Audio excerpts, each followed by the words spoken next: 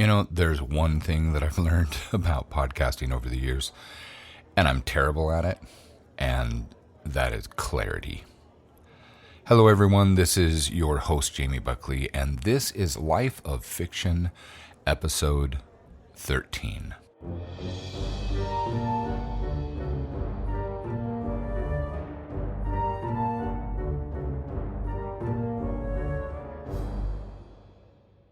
At first I thought it was a problem of consistency, but that's not it. Whenever I have the time, or I've made the time, and I have the material, there was never any problem of me being consistent. It didn't matter if I had to get up at 2 a.m. or stay up till 2 a.m. It didn't matter. I'd get it done. The problem has always been about getting to a certain point in my progress, and then I wonder about the message that I'm trying to convey. I get overly concerned about what you, the listener, are getting from me. That's my struggle. Now, you could say, Jamie, that's a good thing. You're concerned about the message. You're concerned about me as the listener or me as the reader. But that's not really what I mean by the real problem. What I'm doing is second guessing what I'm trying to say.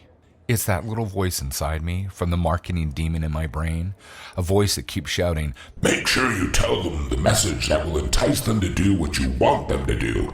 And that's wrong.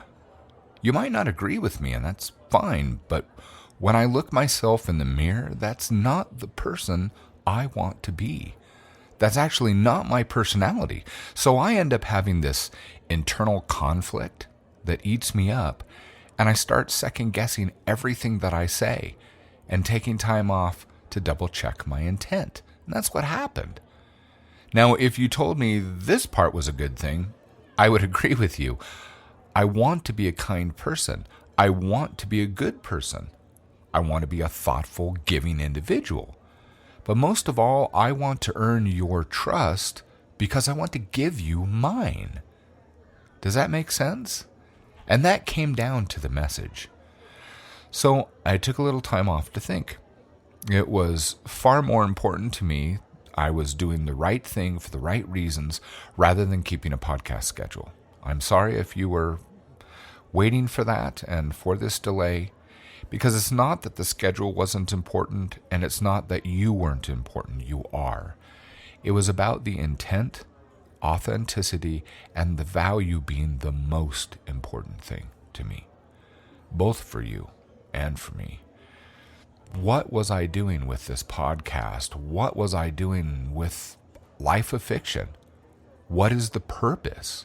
Where am I taking you? What value am I creating for those who read what I write and those who listen to what I say? What was my actual goal? And those are the questions I started asking myself, questions I had to answer before I could come back. And yes, I want to tell you my stories, and yes, I want to encourage people to subscribe to Life of Fiction and to buy my books. But I've never been comfortable with those being a primary motivation. They should be the natural result of doing the right thing for the right reason. I want to give you something that you can use for yourself, to provide value to your life because you interact with me. If it's just entertainment and that's all that you want, great. But that wasn't all that I wanted to give you. So how do I handle this? The good part about all this is that I love to learn. I enjoy solving problems. I like fixing things if I can. So I wondered, why not fix my own problems? And that led me to YouTube. I know, all the answers are on YouTube. No, they're not, but it's a great place. It's a place to educate ourselves. But I went to YouTube on a recommendation from my father, and you got to understand something. My dad's kind of a funny guy, and he's one of the smartest men around. Here he is. He's 84 years old, and he knows more and understands more about the internet and technology than most adults I know. In fact, I'd say that in many respects, he could go toe-to-toe with any millennial about technology. That's impressive. Anyway, he recommended a video by a guy named Dan Coe, And I'll leave a link to his channel in the show notes, because I guarantee if you are trying to improve yourself or to accomplish goals in life or to start a business, this is a guy to listen to. Now, Dan will never hear this podcast, but I'd like to give him a shout out anyway. So thank you, Dan. It's my dad's name. And you're awesome. I've been alive a hell of a lot longer than Dan has, but I think he's one of the most brilliant minds on the internet. His tenacity, the way he thinks, how he communicates. I love his presence when he just talks to you. It feels like one-on-one in his videos. And his willingness to lift a middle finger to the naysayers, that just impressed me. But going through his material and listening to him on his videos, I realized that I had everything that I needed. Everything that I need to solve my own problems, to communicate clearly, to add value to you and to other listeners and readers. And after a couple of hours, Dan showed me that my consistency was actually amazing. I was just being consistent in the wrong areas. Now, here's a funny thing. When you take off in a rocket, say to go to the moon, if you're off by just 1%, you'll miss the entire planet by roughly 4,900 miles. You have to be on point with these things. So what I had to do after watching these videos and going through this analyzing process about myself is that I needed to get out of my own head and get out of my own way. I had to stop thinking for you and start thinking for myself. Duh, right?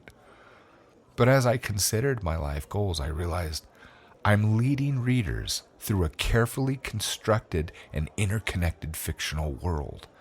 I might be insane here, sure, but why am I holding back? Why am I not letting my heart have what it actually wants? A fictional world that allows me to write stories, publish books, and even create games without limit. What's wrong with me wanting to craft adventures readers want to immerse themselves in? You didn't think this was a problem, did you? But this is what's been going through my mind. And that made me consider the content that I want to provide to you. I want to do more than write these stories. I want to take you on the adventures that I've had in real life as a writer and as a creator. I was limiting myself in the way that I was thinking. I was putting all of this material in a box, but I want to allow you the opportunity to look over my shoulder and see what I've done and why I've done it. If you ask me what I think about publishing today in the indie landscape, I'm going to tell you that I hate it. I tell you that I've had to become an anomaly just to survive, and that I walk a non-traditional path even now. And as an indie author, I want to show you, in case you're writing yourself, maybe you're not, but in case you are, I want to show you the roadblocks. I want to show you the roadblocks that you'd encounter, and how I got around them, how I solved them, how I ignored them, or smashed them to dust when others said that I couldn't do it. And when I saw the material that I wanted to share, I had to look at the mediums that I was using. I mean, yeah, I have the written word, and that's still my preferred medium, but now I can choose from a variety of options.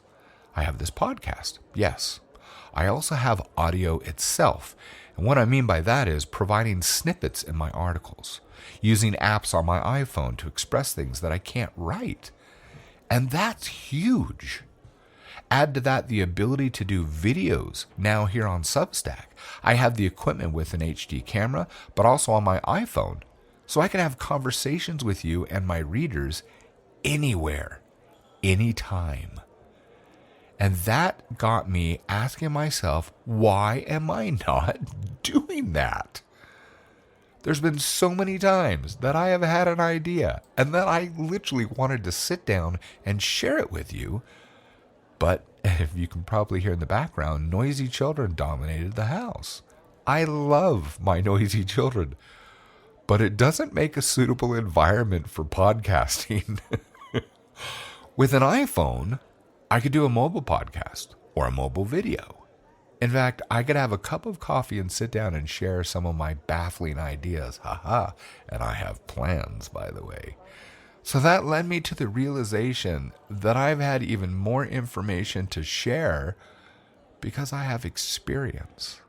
I have life experience, decades of being a freelance cartoonist, a freelance writer, a novelist, a comic book creator, and other crazy skills you might not believe until I explain it to you. And every one of those experiences can solve problems for indie authors around the world. Indie authors out there that might not be able to find the solution to what they think is a unique or isolated problem, and it's not. I can help people collapse the time frame from start to finish, those who have similar goals, by systematizing what I've already overcome. And that right there, my friend, made me smile. So, here I am in this podcast to tell you that Life of Fiction is a public hub of my experiences and creations. Is it going to change what I'm already doing? No, it's going to add to it. And it feels so good to say that. From this point forward, I want to be more open. I want to be more genuine, and I want to be more transparent. I'd like to share the experiences that I have had, that I am having, and the ones that I will have in the future as I work towards the goals that I've set for myself. Because in the end, I believe anyone who interacts with me will benefit from it, even if I'm just showing you what not to do. Thanks for listening, and it's so good to be back. I want to encourage you, come to lifeoffiction.com, and I'd encourage you, read my About page. I updated that after this experience, and I think you will get a really good feel of what you'll be able to get from me, the experiences you will have, and also the things that I intend to do and to reach out to all of my free subscribers. It's going to be a marvelous thing. So come over to lifeoffiction.com, and hey, wherever you're listening to this podcast, I haven't asked this before, would you please leave a review if you're on iTunes or wherever you listen to it? Please leave a review. Give me a 5-star review. And if it's not a 5-star review, don't give me a 5-star review and tell me what's wrong so I can fix it. But this is a learning process. Give me another 100 episodes or so. I'll get the hang of this. But we're going to have fun hanging out together. You have a wonderful day, and remember, you are more than you think you are. We'll see you next time.